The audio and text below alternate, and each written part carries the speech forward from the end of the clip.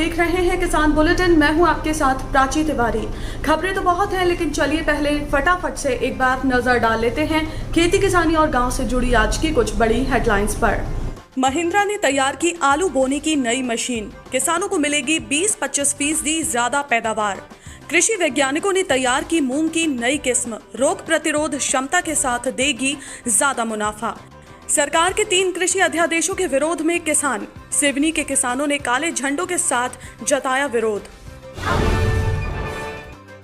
देश की जानी मानी कंपनी महिंद्रा एंड महिंद्रा ने हाल ही में किसानों के लिए एक कृषि यंत्र को लॉन्च किया है, जिसका नाम प्लास्टिंग मास्टर पोटैटो है। इस उपकरण की मदद से किसानों को आलू की 20-25% ज्यादा पैदावार मिल सकेगी। कंपनी के बयान के मुताबिक महिंद्रा एंड महिंद्रा ने इस उपकरण को यूरोप की अपनी साथी कंपनी डेवुल्फ के साथ मिलकर तैयार किया है, जो कि खेती के लिए फायदेमंद है, साथ ही किसानों को ज्यादा पैदावार देने में भी सक्षम साबित होगी। पिछले साल पंजाब के कुछ किसानों ने इस उपकरण के साथ नई सटीक आलू बोने की तकनीक का इस्तेमाल किया था, जिसके चलते उन्हें आलू की पारंपरिक पैदावार के मुताबिक 20-25% ज्यादा पैदावार मिली।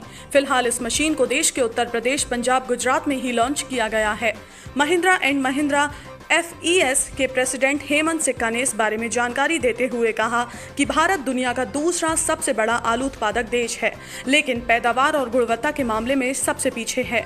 जहां एक तरफ भारत में प्रति एकड़ उपज 8.5 टन की है, तो वहीं दूसरी नीदरलैंड में उपज 17 टन प्रति एकड़ है। ऐसे में कंपनी देश में उपज की पैदावार बढ़ाने और गुणवत्ता में सुधार के लिए इस मशीन को लेकर आई है। चौधरी चरण सिंह हरियाणा कृषि विश्वविद्यालय के कृषि वैज्ञानिकों ने हाल ही में मूंग की एक नई किस्म को विकसित किया है, जो कि रोग प्रतिरोधी किस्म है। वैज्ञानिकों ने इस किस्म को MH1142 नाम दिया है। इस किस्म की खास बात यह है कि इसकी फसल एक साथ पककर तैयार होती है, तो वहीं इसकी फलियां काले रंग की होती हैं और बीज मध्यम आकार के हरे और चमकीले होते हैं। इसका पौधा कम फैलावदार, सीधा और सीमित होता है, जिससे किसान इसकी कटाई आसानी से कर सकते हैं। ये किस्म उत्तर पश्चिम और उत्तर पूर्व के मैदानी इलाकों में 63 से 70 दिनों में पककर तैयार हो जाती है और इसकी औसत पैदावार भौगोलिक परिस्थितियों के अनुसार 12 से 20 क्विंटल प्रति हेक्टेयर तक आकी गई है। इतना ही नहीं, इसमें पीला, मोजेक, पत्ता झुरी, मरोड़ जैसे रोग लगने का डर भी नहीं है।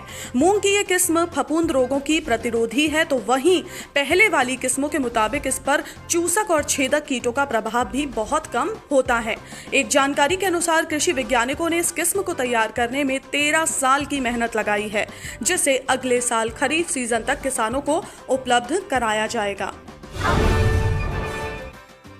जहां एक तरफ केंद्र सरकार द्वारा लागू किए गए 3 कृषि अध्यादेशों को केंद्रीय कृषि एवं किसान कल्याण मंत्री नरेंद्र सिंह तोमर किसान हितैषी बता रहे हैं, तो वहीं दूसरी तरफ देश भर के किसान संगठन जो हैं वो सरकार के इस फैसले के विरोध में आए दिन धरना प्रदर्शन करते नजर आ रहे हैं।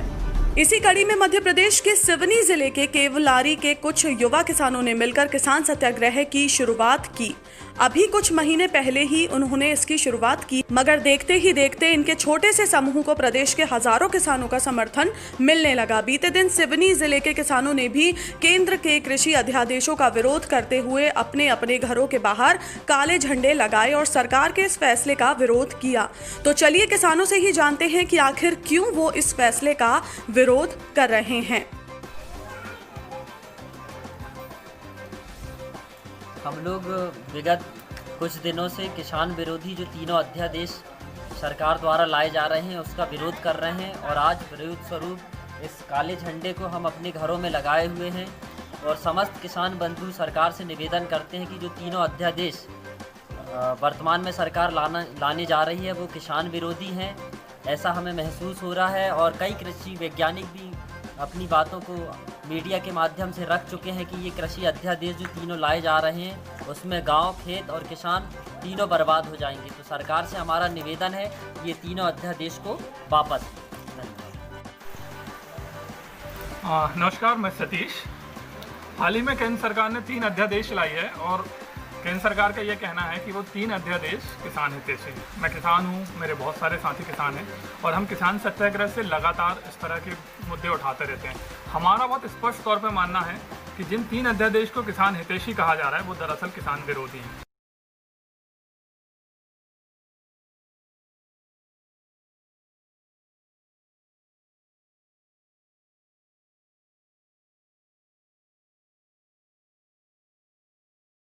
फसल को देश में कहीं भी बेच सकता है। क्या हम किसान, सपोज करें मैं केवलारी के पास का किसान हूँ, क्या मैं अपनी फसल को केवलारी से ले जाके बेंगलोर या लखनऊ बेच लूँगा? नहीं, ये नहीं हो सकता, हम इतना नहीं कर पाते। ये वो व्यापारी ही कर सकते हैं जो अभी तक करते आए थे। इससे उनका फ़ायदा होगा, ये किसान का कहीं से कहीं तक फ़ायदा नहीं। इस अध्यादेश के सहारे दरअसल मंडियों को, एपीएमसी मंडियों को ख़त्म करने की एक बड़ी साजिश है। अभी तक एपीएमसी मंडियों में जो खरीदी होती थी उस खरीदी पे टैक्स लगता है और वो अभी भी लगेगा, लेकिन अब मंडी के बाहर पूरे क्षेत्र को मंडी घोषित कर दिया गया है।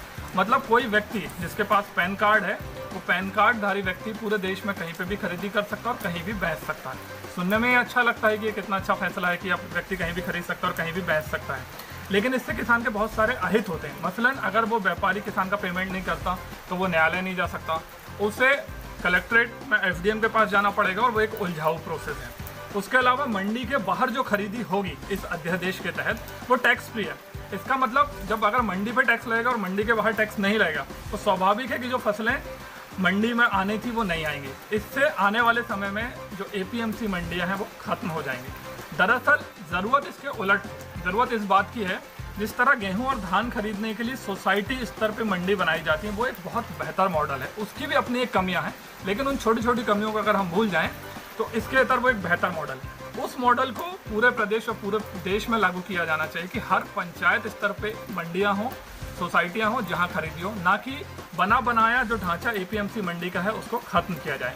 तो ये पहला अध्यादेश है जिसे सरकार कह रही है कि किसान हित में है और इस तरीके से किसान का अहित करने के लिए लाया। सिर्फ मध्य प्रदेश ही नहीं बल्कि देश के कई हिस्सों के किसान इस समय अलग अलग तरीकों से सरकार से इन कृषि अध्यादेशों को वापस लेने की मांग कर रहे हैं। अब देखना ये है कि सरकार किसानों की मांगे पूरी करती है या फिर हर बार की तरह किसानों की इन मांगों को भी अनसुना कर दिया जाएगा।